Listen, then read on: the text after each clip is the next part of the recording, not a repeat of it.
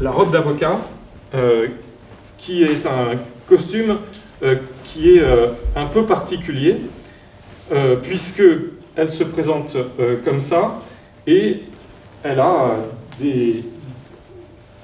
Alors là, moi, je l'ai fait tenir avec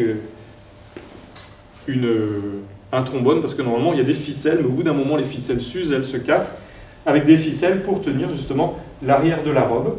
On a sur cette robe un certain nombre de plis, on a des accessoires, celui-ci par exemple, que vous voyez ici, qui est l'épitoge, on appelle ça l'épitoge, avec normalement du lapin, mais bon, aujourd'hui on le fait en synthétique. Mon épitoge à moi est très ancienne, donc elle est très abîmée, et je crois bien que c'est effectivement du vrai lapin.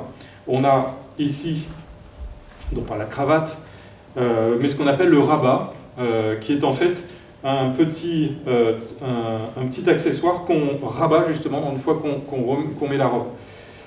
Et vous avez sur cette robe également des manches qui sont assez larges, qui permettent de faire ce qu'on appelle les effets de manche, que vous connaissez sans doute comme expression.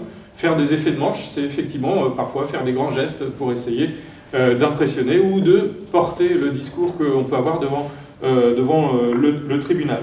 La robe est composée, pour la petite anecdote, de boutons ici, qui tiennent les accessoires, qui permettent de fermer la robe, qui permettent de rabattre justement les manches, et vous avez en fait 33 boutons sur la robe.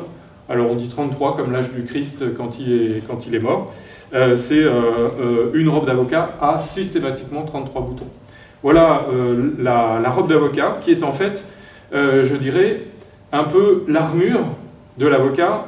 C'est plus symbolique qu'autre chose, parce qu'on pourrait parfaitement faire ce métier sans la robe, mais j'ai vraiment la sensation, si j'oublie ma robe, de me trouver un peu démuni, un peu tout nu. Et c'est très désagréable de ne pas avoir sa robe, parce qu'elle, finalement, elle permet d'avoir ce symbole qui nous fait passer, un peu comme Superman, je vais un peu exagérer, mais de la personne, le citoyen, à l'avocat. Vous voyez ?